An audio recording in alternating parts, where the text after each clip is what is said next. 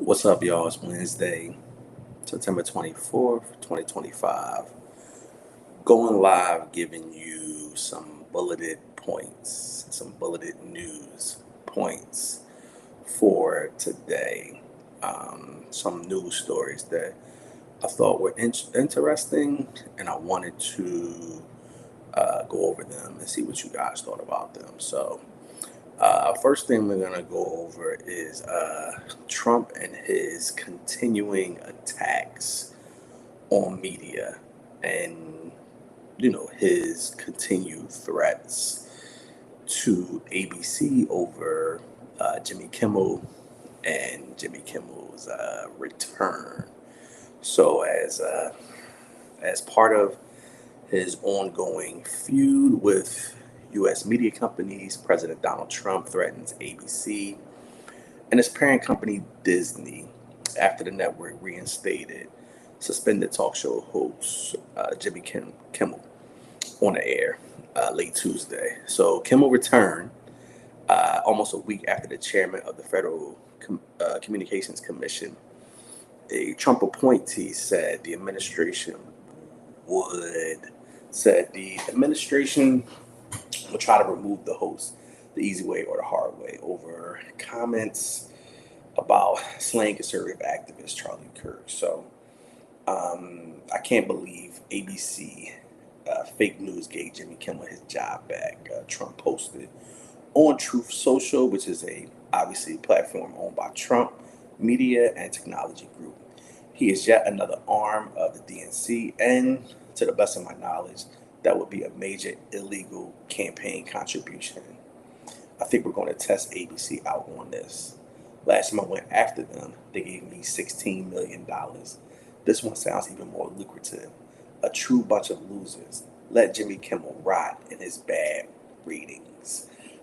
Trump's post alluded to his settlement of a defamation lawsuit against ABC News late last year. The network agreed to donate $15 million to President Trump's presidential library to resolve the case. Trump's post received about 35,000 likes by mid-afternoon Wednesday. It was not immediately clear whether or not Trump would follow through with the lawsuit against ABC or its affiliate stations, or whether the FCC would seek to revoke broadcast licenses, as Trump and Brendan Carr, the FCC chairman, have suggested. Regardless, Trump's post was the latest in a series of attacks on the media. He also settled with CBS over allegations of deceptive editing in 60 Minutes. In the 60 Minutes interview, we all remember, with former Vice President Kamala Harris during last year's presidential election. This year, he has sued both the Wall Street Journal and the New York Times for coverage he disliked. A judge last week dismissed Trump's suit against the New York Times. No other sitting president has pursued the press in court since Theodore Roosevelt in 1908. Kimmel's return, whose following includes 10.9 followers on X, opened his show after a 6-day suspension with a highly watched monologue. Jimmy Kimmel said, "I've had the opportunity to meet and spend time with comedians and talk show hosts from countries like Russia, countries in the Middle East, who told me they would get thrown in prison for making fun of those in power. And worse than being thrown in prison," Kimmel said in his 18-minute, at times teary-eyed opening monologue, "they know how lucky we are here. Our freedom to speak is what they admire most about this country. And something I'm embarrassed to say, I took for granted until they pulled my friend Stephen Colbert off the air and tried to coerce our affiliates to take my show off the air. That's not legal. That's not American. That is un-American."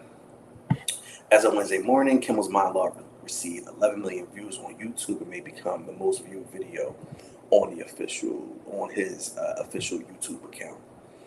The FCCC chairman, Kimmel's suspension. So the Kimmel episode has brought new criticism to FCC Chairman Carr, whom Trump appointed to the FCC during his first term and elevated him to chairman when he returned to the office. He first criticized Kimmel on a conservative podcast last week after the late night host suggested that the man accused of killing Kurt was a follower of Trump's Make America Great movement. No clear motive has been established for the shooting, but Carr said ABC should remove Kimmel from the air and suggest the network face regulatory punishment if it didn't. We can do this the easy way or the hard way, Carr said. These companies can find ways to change conduct, to take action on Kimmel, or, there's going to be additional work for the FCC ahead. Carr authored a chapter on the FCC for Project 2025, the Heritage Foundation's blueprint for conservative government. He wants to expand the FCC's mandate and shape what he believes would appear on broadcast airways. The New York Times reported Wednesday, based on interviews with 10 current and former employees of the FCC. Carr reportedly believes in congressional mandate to make sure broadcast serves public interest and saw Kimmel's show as having a liberal bias in broadcast. If people don't like it, they can go to Congress and change the law, Carr said. Critics believe Carr, like Trump, is a censor himself. Others, such as Jason Smith, the vice chairman of Sinclair Broadcast Group, which no longer carries Kimmel's show on its ABC affiliate stations, told People's Magazine he appreciated Carr's remarks. This incident highlights the critical need for the FCC to take immediate regulatory action, Smith said. Trump's legal action against the press is very rare for a U.S. president to take legal action against the media. However, Trump is known for his litigious nature. He has filed estimated 4,000 lawsuits in his life, including suits against ABC, the Wall Street Journal, CNN, New York Times, Dow Jones, and local newspapers such as the Des Moines Register. Trump said he wants to make it legally easier to successfully sue press organizations, which would likely require an overturn of the Supreme Court's 1964 landmark First Amendment case. Trump hasn't won any of his many cases against the press at trial. However, he has succeeded in securing substantial settlements, which some critics argue can have a chilling effect on free speech. Even if a claim has no or little legal merit, it can be useful in terms of exhausting, intimidating, and silencing opponents. Professor Timothy Zwick, author of the First Amendment in the Trump era. All of this is to say that Jimmy Kimmel is back on air after a lot of pressure from Disney, from subscribers of Disney's streaming platforms and protests, and just people speaking out and really putting pressure on Disney, to make personal decisions based on how the company feels about a particular employee. If ABC or any network feels as though an employee is not performing their duties satisfactory, or however they describe it, they have the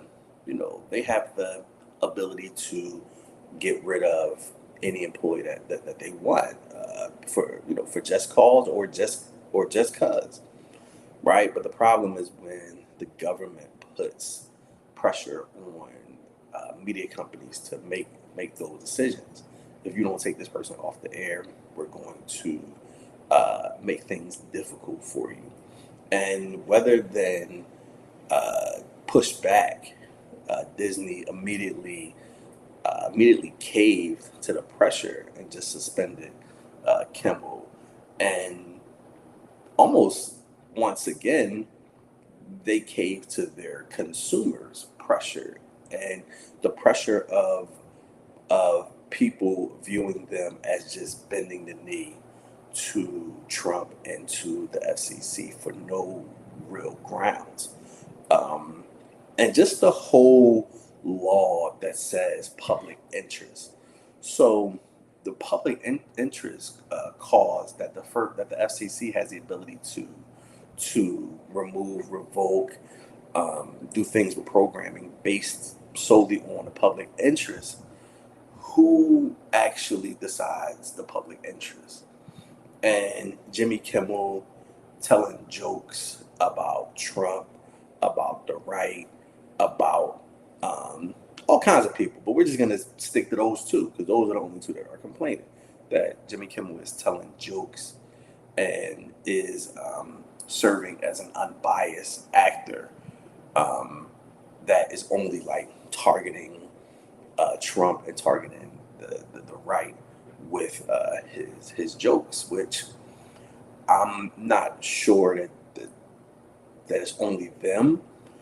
However, just the fact that they those on the right and a lot of Republicans were actually defending Jimmy Kimmel's speech, and really they were against the pressure campaign of the FCC to get rid of Jimmy Kimmel. So that's a story that is developing. I think that when Trump does threaten people and there is pushback, there is normally more threats. So just curious to see how ABC continues to operate, whether or not they get rid of Jimmy Kimmel a few months down the line, so it doesn't appear like they were only getting rid of Jimmy Kimmel because they were threatened by the FCC. I mean, everyone knows that that's the reason.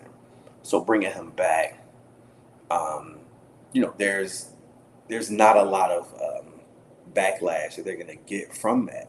However, it does give them the ability to say 3 months from now, we're going to cancel Jimmy Kimmel because of ratings, because of whatever, which is well within their right and well within